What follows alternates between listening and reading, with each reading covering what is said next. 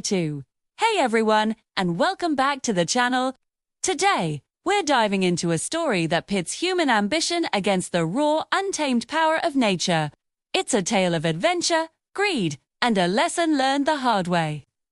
This is the story of the lost expedition to Cinder Peak Island.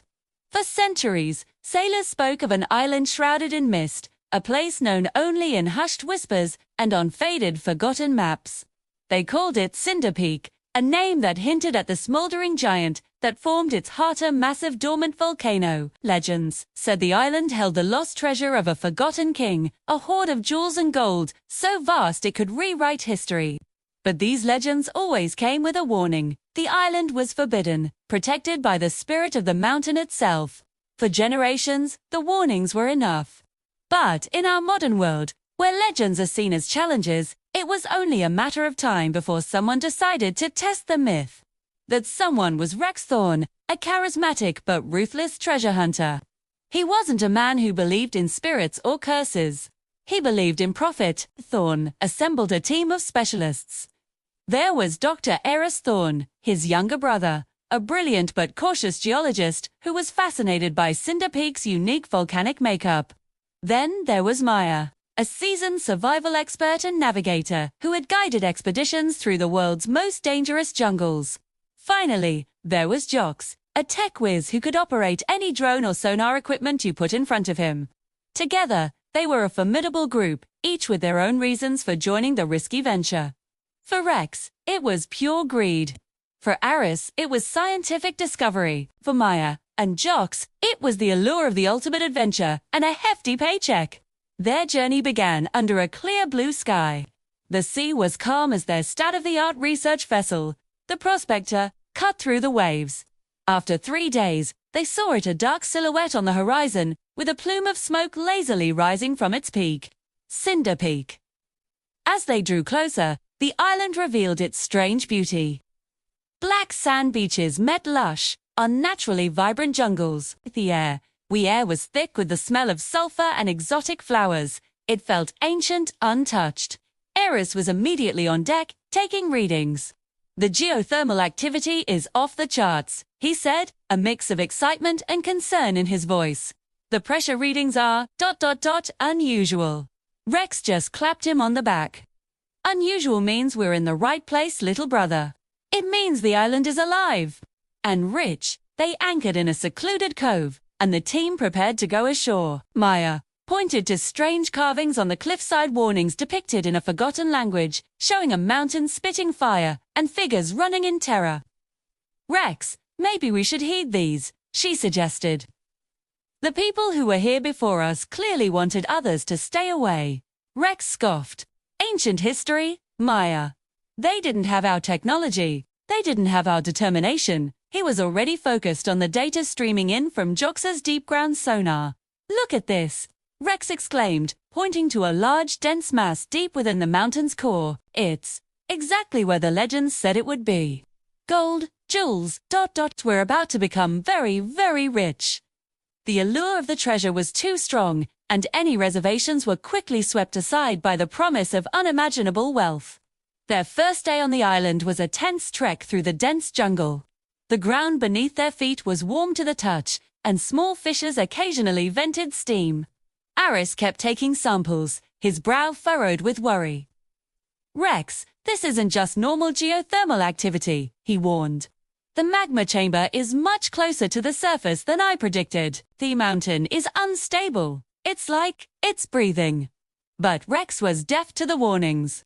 He was a man possessed, following the signal on his GPS that led them ever upward, toward the volcano's crater. They made camp near a hot spring, the ground rumbling softly beneath them. That night, no one slept well. The island felt alive, and it did not feel welcoming. The next morning, the tremors became more frequent. Small rocks and dust started to skitter down the mountainside. We have to turn back, Maya insisted, her hand on the hilt of her machete. This is a classic sign of an imminent eruption. Jox agreed, showing them his tablet. The seismic sensors are going crazy. This entire island is a ticking time bomb. But Rex was unmovable. We are hours away from the find of a lifetime. We're not turning back now. Think of the glory, the money. A heated argument broke out. Aris tried to reason with his brother, explaining the science, the extreme danger they were in.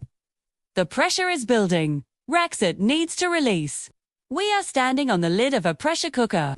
Rex, blinded by greed, simply would not listen. If you're scared, you can go back, he declared. I'm going to get that treasure. Reluctantly, driven by a misplaced sense of loyalty and the sheer momentum of the expedition, the team followed him. They finally reached a series of caves near the summit, the entrance marked by more of the ancient weathered carvings. The sonar signal was strongest here. Inside, the heat was intense. The walls of the cave glittered, not with gold, but with millions of tiny, reflective crystals. And in the center of the largest cavern, they found it. Not a chest of gold, but a massive pulsating geode, the size of a small car. It was breathtaking, filled with colossal crystals that glowed with an internal light. It was a treasure of nature, not of man. Aris was mesmerized. It's a geological miracle, he whispered. But Rex only saw dollar signs. We'll break it up. We can carry the pieces, he yelled, pulling a sledgehammer from his pack.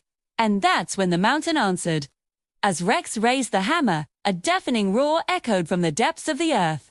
The ground shook so violently, it threw them all to the floor. The beautiful geode cracked, not from Rex's hammer, but from the immense pressure from below. A deep fissure split the cavern floor, and hot gas hissed out. It's erupting, Aris screamed. We have to get out now. The dream of treasure vanished, replaced by the primal instinct to survive. They scrambled out of the cave just as the main eruption began. The sky turned black with ash. The peak of Cinder Mountain exploded in a shower of fire and rock. It was a terrifying, awe-inspiring spectacle of nature's ultimate power. The world descended into chaos. They ran, not for treasure, but for their lives.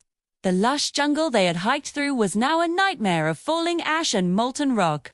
Rivers of lava flowed down the mountainside, cutting off their path. It was Maya's skill that saved them. She found a route along a high ridge, navigating them through the blinding ash storm. Jox used his last drone to scout a path to the cove, its camera feed showing a landscape being utterly consumed by fire. Aris, using his geological knowledge, guided them away from the most unstable ground, predicting the flow of the deadly pyroclastic clouds. They were a team again, but this time, their goal wasn't wealth, it was survival. But where was Rex? In the chaos of the escape, he had been separated. Aris spotted him near the cave entrance, trying to salvage a single large crystal from the shattered geode. Rex, leave it. It's not worth your life, Aris shouted. For a moment, Rex hesitated, his face a mask of conflict greed, warring with fear. He looked at the glowing crystal, then at the wall of fire and ash hurtling towards him. In that final second, he dropped the crystal and ran. But it was too late. A lava flow cut off his escape route. The team could only watch in horror from the safety of the ridge as the brother, the leader who had brought them there, was consumed by the very mountain whose warnings he had ignored. Exhausted and heartbroken, the three survivors Maya and Jox finally made it back to the beach. Their state-of-the-art boat, the Prospector, was now a burning wreck in the cove, struck by a volcanic bomb. They were stranded. As they sat on the black sand, watching the volcano continue to reshape the island, a profound silence fell between them. They had come seeking a king's ransom in gold and jewels, but they had found something else entirely. They had stared into the heart of nature's fury, and survived. The treasure they had risked everything for was now buried under tons of molten rock, as meaningless as dust. The real treasure, they realized, was the breath in their lungs, the ground beneath their feet, the shared bond of having survived the impossible. The story of the Cinder Peak expedition didn't end there. Days later, a passing patrol ship, investigating the massive ash cloud, found them. They were rescued, the only survivors of an expedition that would become a modern legend, a cautionary tale. Aris Thorne dedicated the rest of his life to studying volcanoes, not to exploit them, but to understand and respect them. Maya and Jox went their separate ways, but they never again took on a job driven by pure profit. The experience had changed them forever. They had learned the hard way that some treasures are not meant to be owned. They learned that human greed is no match for the power of the natural world. The final message from Cinder Peak was clear, written in fire and ash for all to see. Nature always wins. Thank you so much for watching. This story is a powerful reminder to respect the world around us and to never let greed blind us to what truly matters. If you found this story compelling, please hit that like button and subscribe for more tales of adventure and survival. Let me know in the comments what you think the real treasure in life is. Stay safe and see you next time.